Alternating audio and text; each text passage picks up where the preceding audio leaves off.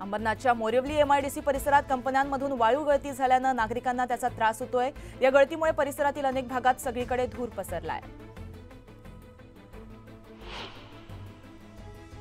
Police आयुक्त अमितेश कुमार यांनी गणपती बाप्पाच्या विसर्जन मिरवणुकीचा आढावा घेतला। गणपती बाप्पांच्या विसर्जन मिरवणुकीच्या दृष्टिकोनातून पुणे शहर पोलीस आयुक्त अमितेश कुमार यांनी संबंधित विभागांचा आढावा घेऊन उपाययोजनांची पाहणी केली। अनंत चतुर्दशीच्या रात्री चर्चगेट ते विरार दरम्यान विशेष फेऱ्या चालवण्यात येणार आहेत। अप आणि डाऊन मार्गावरती 8 विशेष फेऱ्या चालवल्या जातील। मंगळवारी 17 सप्टेंबरला गणपतीच्या विसर्जनासाठी गिरगाव चौपाटीवरून विसर्जनानंतर घरी परतणाऱ्या गणेश भक्तांची गैरसोय कमी होणार आहे।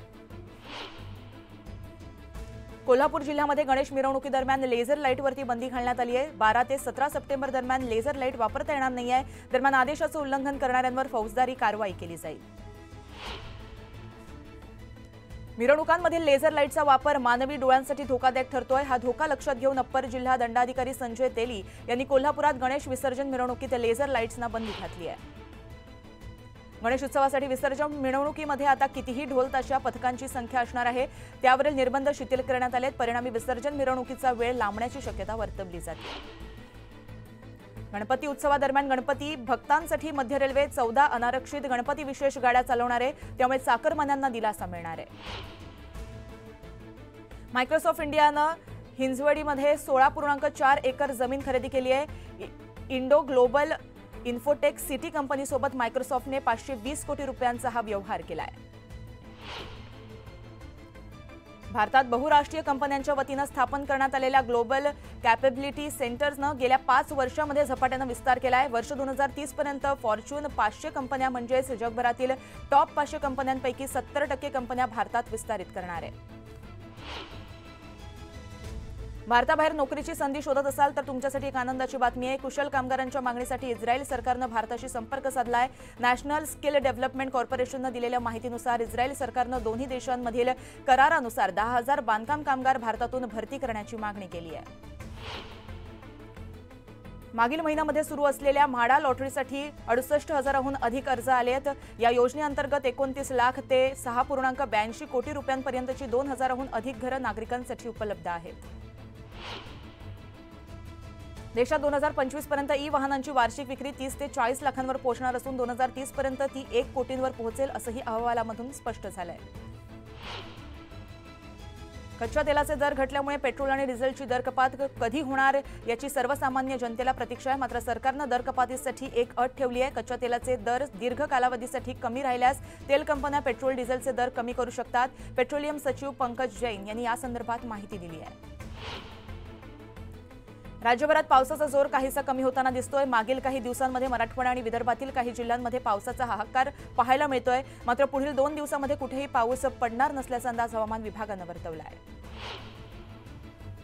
खडकवासला धरणाच्या सांडव्यावरून मुठा नदीपात्रामध्ये सुरू असणारा 1712 क्युसेक्स विसर्ग कमी करण्यात आलाय। सकाळी 8 वाजता 1275 क्युसेक्स करण्यात आलाय, त्यामुळे स्थानिकांनी काळजी घेण्याचं आवाहन करण्यात आलंय। गोंदियात 9-10 सप्टेंबरला अतिवृष्टी होऊन मोठं नुकसान झालं होतं। या अतिवृष्टीमुळे अनेकांचं स्थलांतर करण्यात आलं होतं। मात्र आता हळूहळू गोंदिया जिल्ह्यातील पूरपरिस्थिती पूर्वपदावर येतेय। सध्या बाजारामध्ये बिजली शेवंती, पर्पल शेवंती, झेंडू, अमेरिकन काफरी त्याचबरोबर झेंडू या सर्व फुलांना चांगला दर मिळताना दिसतोय। अमेरिकन काफरी झेंडूला सध्या 200 रुपये किलोप्रमाणे दर मिळतोय, तर शेवंतीला 140 रुपये तर 240 रुपये किलोच्या दरम्यान दर मिळताना दिसतोय। त्यामुळे शेतकऱ्यांना चांगला फायदा होतोय। सध्या टोमॅटोची बाजारातील आवक कमी प्रमाणात झाल्याचं चित्र पाहायला मिळतंय। सर्वसाधारण दराचा विचार केला तर सध्या 1,200 रुपये प्रति क्विंटल पासून 2,500 रुपये प्रति क्विंटल पर्यंत टोमॅटोला दर मिळताना दिसतोय। राज्यात गुरुवारी 50,684 क्विंटल उन्हाळी कांद्याची आवक होती, ज्यात सर्वाधिक आवक कळवण इथं 21,400 आवक करण्यात आली। कळवण येथील कमीत कमी 1,000 रुपये तर 3,700 रुपये सर्वसाधारण दर मिळाला। किरकोळ किमतीवरील आधारित महागाईमध्ये ऑगस्ट महिन्यामध्ये किंचित वाढ होऊन ती 3.65% नोंदवली गेली। महागाईच्या दरामध्ये वाढ झाली असली तरी सलग दुसऱ्या महिन्यामध्ये रिझर्व्ह बँकेनं निर्धारित केलेल्या 4%पेक्षा जास्त महागाई दर कमी राहिली। मागील 5 वर्षांमध्ये असं पहिल्यांदाच घडल्याचं पाहायला मिळतंय। पुढे पुण्यामधून एक महत्त्वाची बातमी समोर येते. पुण्यात सध्या वाहतूक कोंडी आणि पार्किंग व्यवस्था हा मोठा मुद्दा ऐरणीवर आलाय. अशातच शहरातील 5 प्रमुख रस्त्यांवर दुचाकी आणि चारचाकी वाहनांना पार्किंगच्या बदल्यात पैसे आकारण्याची परवानगी पुणे महापालिकेचे आयुक्त राजेंद्र भोसले यांनी राज्य सरकारकडे मागितली होती. दरम्यान हा निर्णय आता वादग्रस्त ठरण्याची शक्यता वर्तवली जाते.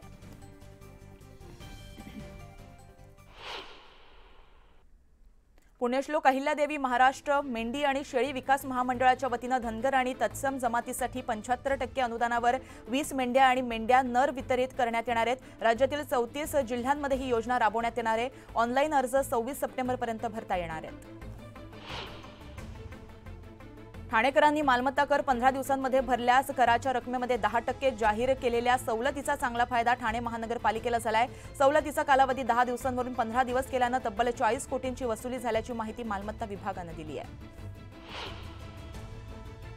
पश्चिम रेल्वे मार्गावरील माटुंगा रेल्वे स्थानकानजीक सेक्टर 6 मधील क्वार्टर्समध्ये राहणाऱ्या 850 कुटुंबांचं पुनर्वसन करण्यात येणार असून त्यासाठी आता त्या जागेवर नव्या 3 इमारती बांधल्या जाणार आहेत. धानावी पुनर्विकास प्रकल्पांतर्गत हे काम केलं जाणार असून या कामाचा शुभारंभ करण्यात आलाय.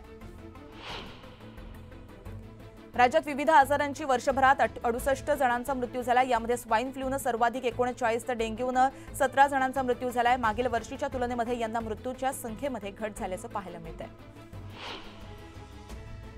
बुलढाणा जिल्ह्यामध्ये शेगाव म्हटलं की डोळ्यासमोर येतं ते म्हणजे संत नगरी गजानन महाराज यांच्या पदस्पर्शानं पावन झालेली भूमी. मात्र याच पावन भूमी इथं नगर परिषदेच्या माध्यमातून पाणी पुरवठा केला जातो. नगरपालिका शेगाव शहराला दर 10 दिवसानंतर पाणी पुरवठा करते. त्यामुळे शेगाव वासियांचे पाण्याचे हाल होताना दिसतायत. कृष्णा नदी प्रदूषणाच्या प्रश्नी महाराष्ट्र प्रदूषण नियंत्रण मंडळानं सांगली मिरज कुपवाड महानगरपालिका पुन्हा एकदा नोटीस त्याला बजावली आहे. नदीत सोडण्यात येणारं सांडपाणी तातडीनं रोखण्याची सूचना मंडळानं केली आहे. स्वच्छ पाणीपुरवठा करण्याबाबत मुंबई अव्वल स्थानी मानली जाते. मागील 2 वर्षापासून 0.33% पाण्याचे नमुने हे दूषित असल्याचं आढळून आलं होतं. त्या आधीच्या वर्षामध्ये हे प्रमाण 0.99% होतं. आता हे प्रमाण 0.46%वर पोहोचलंय. अमरावती जिल्ह्यातील एक धक्कादायक घटना समोर आली आहे. मेळघातीतील जांभली आर या गावामध्ये 21 दिवसामध्ये 10 नागरिकांचा मृत्यू झालाय. त्या दूषित पाण्यामुळे अतिसाराची लागण होऊन 4 जणांचा मृत्यू झालाय. मात्र आरोग्य यंत्रणा आणि शासनानं या गोष्टीकडे दुर्लक्ष केल्याचा आरोप खासदार बळवंत वानखेडे यांनी केलाय. गोंदिया भंडारा लोकसभेचे खासदार प्रशांत पडोळे हे पूर पाहणीसाठी गेले असताना रील बनवत होते. याचा व्हिडिओ सोशल मीडियावर व्हायरल झाल्यानंतर मोठ्या प्रमाणात संताप नागरिकांकडून वर्तवला गेला. यावर गोंदियाचे आमदार विनोद अग्रवाल यांनी देखील पडोळेंचे कान टोचले आहेत. वनराज चांदेकर खून प्रकरणी आरोपींवर मोका अंतर्गत कारवाई करण्यात आली आहे. त्यांच्यावर खुनाचा कट रचणं आणि खून करण्याकरिता पिस्तूल आणण्याकरिता पैसे पुरवणं असे आरोप ठेवण्यात आले आहेत. पुण्यात एका बसला भीषण आग लागली आहे. ऐन वर्दळीच्या वेळेस या बसला आग लागली आहे. सुदैवाने या आगीमध्ये कोणतीही जीवितहानी झालेली नाहीये. मुंबई किनारी रस्ता प्रकल्पांतर्गत उत्तर वाहिनी मार्गिकेसाठी किनारी रस्ता आणि सागरी सेतूला जोडणारा पूल शुक्रवारी 13 सप्टेंबरपासून प्रवाशांच्या सेवेमध्ये दाखल झाला. या पुलावरून सोमवार ते शुक्रवारी सकाळी 7 ते रात्री 11 वाजेपर्यंत वाहतूक सुरू राहणार आहे. या प्रकल्पातील उत्तर वाहिनी मार्गिका आणि वांद्रे वरळी सेतूला जोडणाऱ्या दक्षिण वाहिनीवरील 827 मीटर लांबीचा पूल शुक्रवारी 13 सप्टेंबरपासून वाहतुकीसाठी खुला करण्यात आला आहे. लवकरच वाशी पुलाला समांतर असणारा दुसरा खाडी पूल सर्वसामान्यांच्या सेवेत दाखल होणार आहे. गणेशोत्सवानंतर या पुलाचं लोकार्पण करण्यासाठी महाराष्ट्र राज्य रस्ते विकास महामंडळानं प्रयत्न सुरू केले आहेत. त्यामुळे मुंबई ते नवी मुंबई महामार्गावरील प्रवास हा सुसाट होणार आहे.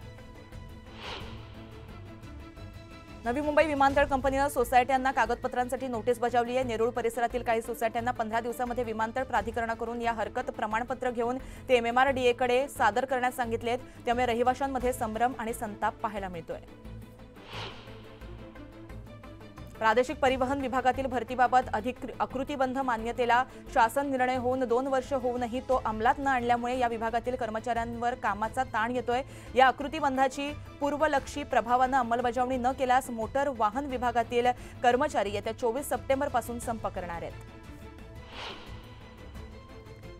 न्हावा खाडी JNPAनं भराव टाकून बुजवल्यानं या खाडीचं पूर्वीचं 1500 मीटर रुंदीचं मुख आता 100 मीटरवर आलंय. यामुळे समुद्राच्या नैसर्गिक भरतीचं संतुलन व प्रवाह बिघडल्यामुळे विविध जैवविविधता आणि स्थानिक मासेमारी धोक्यात आली आहे. सरकारी कागदपत्रांवर आईच्या नावाचा समावेश करण्याचा निर्णय राज्य सरकारने घेतल्यानंतर आता 7-12 उतार्यावरही आईचं नाव लावण्यात येणार आहे। येत्या 1 नोव्हेंबरपासून या निर्णयाची अंमलबजावणी करण्यात येणार आहे।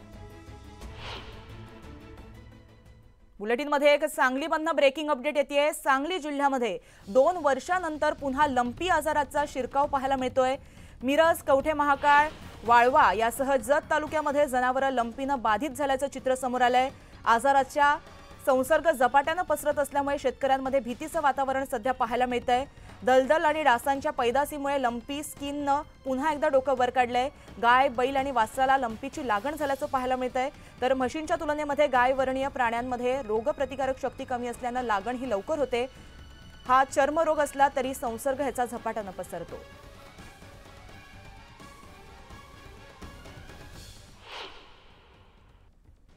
बदलापूरमधील लैंगिक अत्याचार प्रकरणानंतर शालेय शिक्षण विभाग ॲक्शन मोडवर आलाय। त्यानुसार शाळांमध्ये शिक्षक आणि शिक्षकेतर कर्मचारी म्हणून भरती होणाऱ्यांसह पोलिसांचा दाखला बंधनकारक असणं गरजेचं आहे। 10वी नंतरच्या पॉलिटेक्निक अभ्यासक्रमाला यंदा मोठा प्रतिसाद मिळालाय। शालेय शिक्षणानंतर कमी कालावधीमध्ये तंत्र शिक्षणातील डिप्लोमा हा रोजगार रक्षण बनवण्यासाठी एक उत्तम पर्याय ठरतोय। यावर्षी 95,000 विद्यार्थ्यांनी प्रवेश घेतलाय। मुंबईतील अधिकृत फेरीवाल्यांना व्यवसायासाठी हक्काची जागा मिळणार आहे। यासाठी फेरीवाला समिती स्थापन करण्यात आली आहे। फेरीवाला क्षेत्र घोषित केल्यानंतर जागेचं तातडीनं वाटप करण्यात येणार आहे। जळगावात क्रीडा संकुलातील कंत्राटी सुरक्षा रक्षकांची आर्थिक लूट केली जात असल्याचा आरोप स्वाभिमानी शेतकरी संघटनेनं केलाय। कंत्राटदारांकडून किमान वेतन कायद्याला तिलांजली देत कर बुडवला जात असल्याचा आरोप त्यांनी केलेला आहे। बुलढाण्यात विधानसभा निवडणुकीच्या तोंडावर काँग्रेसची जनपरिवर्तन संकल्प यात्रेची सुरुवात करण्यात आली आहे। यात्रेच्या माध्यमातून गावोगावी जाऊन काँग्रेस नेते स्थानिकांच्या समस्या जाणून घेणार आहेत। गोंदिया जिल्ह्यातील अर्जुनी मोरगाव येथील पंचायत समितीत घरकुल विभागात कार्यरत असलेल्या कंत्राटी अभियंत्याला लाच घेताना रंगेहात पकडण्यात आलंय। 7,000ची लाच घेताना त्याला अटक करण्यात आली आहे। छत्रपती संभाजीनगरमध्ये पिकअपमध्ये 4 गायी कोंबून त्यांना कत्तलीसाठी नेत असताना अजिंठा पोलिसांनी कारवाई केली। या प्रकरणी गायी खरेदी करणाऱ्यासह वाहन चालकावर गुन्हा दाखल करण्यात आला। भुसावळमध्ये जागोजागी खड्ड्यांचं साम्राज्य पाहायला मिळतंय। वारंवार तक्रार करूनही लक्ष देत नसल्यानं संविधान आर्मीच्या वतीनं खड्ड्यांची अंत्ययात्रा काढण्यात आली। यावेळेस त्यांनी खड्ड्याचं पूजन करत श्रद्धांजली अर्पण करत सरकारचा निषेध केलाय। शरद पवार गटाचे ज्ञानेश महाराव यांनी देवदेवतांचा अपमान केल्याप्रकरणी भाजप आक्रमक झाली आहे। भाजपनं जामनेर रोडवरील अष्टभुजा मंदिराजवळ निषेध आंदोलन केलं। आमदार संजय सावकारे आणि इतर समाज या आंदोलनामध्ये सहभागी झाला होता। यावेळी शरद पवारांच्या विरोधात जोरदार घोषणाबाजी करण्यात आली। राज्याच्या कारागृहांमध्ये तुरुंग अधिकारी श्रेणी 2 ची तब्बल 250 पदं रिक्त आहेत। तुरुंग अधिकारी हे पद कार्यकारी असल्यामुळे कारागृहातील सुरक्षा, न्यायालयीन व दैनंदिन प्रशासकीय कामकाज खोळंबत असल्याचं वास्तव आता समोर आलंय।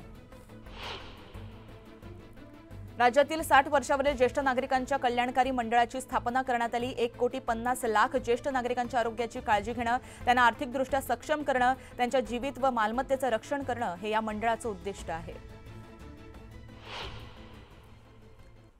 पुढे आपण जातोय दहिसरमध्ये अजित पवार गटाकडून राष्ट्रवादीच्या कार्यकर्त्यांकडून बॅनरबाजी करण्यात आली आहे। गणरायाच्या चरणी प्रार्थना करत लावलेल्या बॅनरमध्ये अब की बार अजित पवार मुख्यमंत्री असा उल्लेख करण्यात आलाय। या बॅनरवरून अजित पवारांना मुख्यमंत्री करण्यासंदर्भात प्रार्थना करण्यात आली आहे। त्यामुळे हे बॅनर सध्या मोठ्या प्रमाणात चर्चेत आहेत।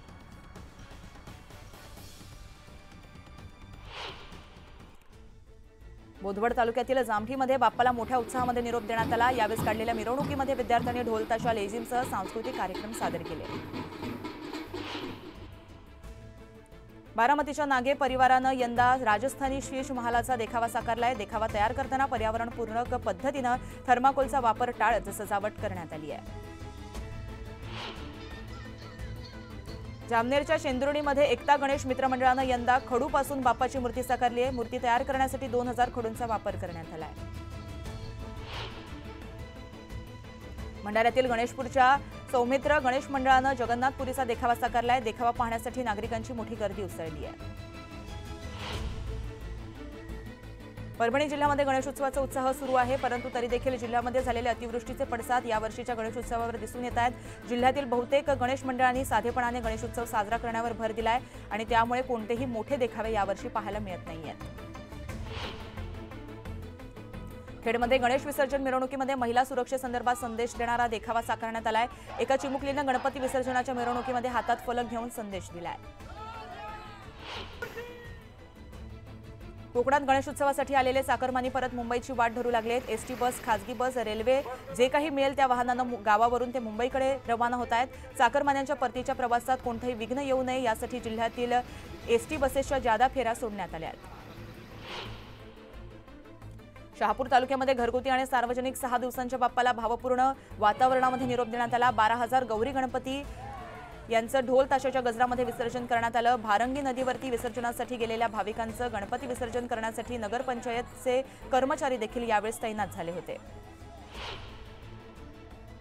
मुंबईतील गिरगाव इथं गायवाडी सार्वजनिक गणेशोत्सव मंडळ यंदा शतक महोत्सव साजरा करत आहे। बाप्पाची मूर्ती ही पर्यावरणपूरक शाडूच्या मातीपासून साकारण्यात आली आहे। बाप्पा हे महालामध्ये विराजमान झाल्याचं पाहायला मिळतंय। पारंपरिक पद्धतीने गणेशोत्सव देखील साजरा केला जातोय। भिवंडी तालुक्यातील वज्रेश्वरी इथं घरगुती गणपतीसमोर वज्रेश्वरी योगिनी मातेच्या मंदिराची प्रतिकृती साकारण्यात आली। कागदी पुठ्ठा आणि टिश्यू पेपरचा कल्पक वापर करत हा देखावा साकारण्यात आला।